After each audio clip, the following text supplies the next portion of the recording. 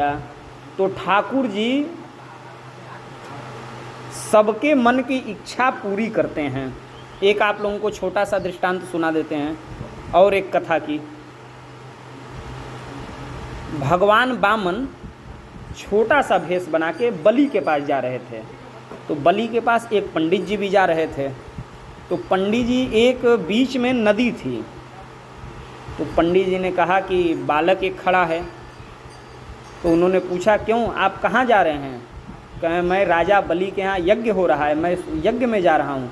हमने सुना है कि बलि बड़ा दानी है, वो दान देगा। तो पंडित जी ने मन में विचार किया कि इतना सुंदर स्वरूप, इनको तो देखकर ही बलि सब कुछ न्यौछावर कर देगा, बहुत सारा इनको दान देगा। लेकिन हमारी वेशभूषा को देखकर वो तो उतना भी नहीं देगा, क्योंकि आजकल भेष से ही सब कुछ प्राप्त होता है। अगर पंडित जी भेष न बनाएं और जीन्स पैंट पहन के चलें तो दान मिलेगा? कोई देख के भी कुछ नहीं करेगा। और संत का भेष देख ले व्यक्ति और ब्राह्मण का भेष देख ले तो दान दे देगा पर्याप्त। मन में स्वाभाविक उसके भाव उत्पन्न हो जाएगा कि ये ब्राह्मण देवता हैं, क्योंकि तिलक धारण किए हैं, कंठी स्वरूप लगाए हैं, धोती अचला आदि पहने हैं, कुर्ता पहने हैं। ये देखकर स्वाभाविक व्यक्ति का हो जाता है। तो उन ब्राह्मण देव ने कहा, देखिए, हम आपको नदी तो पार करा देंगे, लेकिन जो मिलेगा उसमें से हमको चाहिए। तो उन्होंने कहा, देखो भैया, तुम आधा नहीं, तुम पूरा ले लेना, पहले नदी तो पार कराओ। तो भगवान ने, फिर बलि ने कहा कि इनको तो ज़्यादा मिलेगा। तो उन्होंने कहा, देखो, जो आपको दान मिलेगा और जो मुझे दान मिलेगा सब एक ही में हम लोग मिला देंगे और आधी आधी बांट लेंगे। तो ठाकुर जी हंसे। तो ठाकुर जी ने कहा, नहीं भैया, तुम पूरी ले लेना, पहले पार तो उतारो। तो उन्होंने कहा, ठीक है। कंधे पर अपने ठाकुर जी को बिठाया, एक पाँव इधर लटकाए और एक पाँव उधर लटकाए। ठाकुर जी तो छोटे से बालक थे, अब नदी कैसे पार करें? और ठाकुर जी का जो हाथ वो पंडित जी के सर पर पड़ गया। ज्यों नदी में प्रवेश किए, पंडित जी की मति ही बदल गई। वो समझ गए कि ये कोई साधारण बालक नहीं है। तो उन्होंने कहा, देखो, अब हम पार वार नहीं कराएंगे नदी। कहा, क्यों? हम तो अब यहीं रहेंगे, पहले एक वचन आप दीजिए। कहें, अब क्या लोगे? अब तो हमने कह तो दिया कि दान हम दे देंगे, अब क्या चाहिए?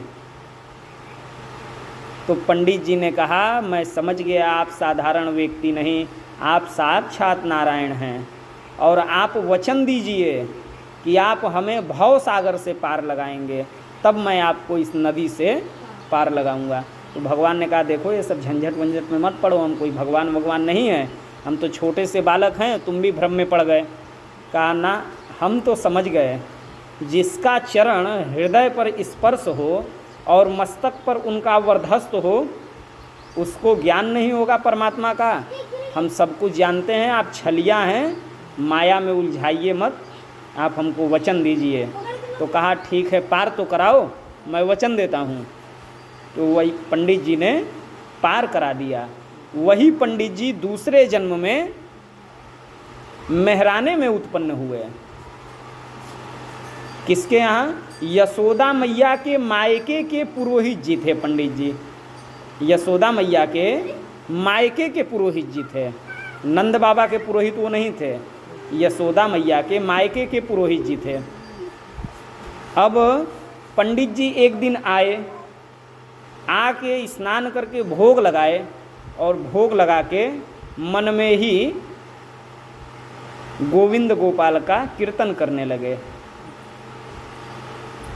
कि आइए प्रभु, अब भोग लगा लीजिए भोजन का, हमने भोग अपने हाथों से बनाया है, आपको पधराया है। बस कन्हैया जी आए, कन्हैया जी आके ज्यों पंडित जी आंख बंद करके अभी प्रार्थना ही कर रहे थे, कन्हैया जी ने एक लड्डू उठाया और मार गए। आंख खुली तो कहला, है जसोदा, देख तेरे लाला को, याने सबरो जूठा कर दई। तो भगवान ने कहा, यशोदा मैया ने डांटा, कहें, काहे रे लाला, पंडित जी को पूजा ना करने दे रहो है। उठाए के ले गई। फिर दोबारा पंडित जी ने स्नान किया, स्नान करके फिर से ठाकुर जी के लिए भोग बनाया और फिर भोग लगाया। फिर वैसे ही आंख बंद करके ज्यों ठाकुर जी को बुलाया, कन्हैया जी आए, फिर वहीं बैठ के खाए लग गए। फिर उनकी आंख खुली, कही जसोदा तेरो लाला सुधरे गो नाय, जाने फिर सबरो भोग की ऐसी तैसी कर दी। अब पंडित जी बड़े परेशान हुए। यशोदा मैया ने इस बार ले जाके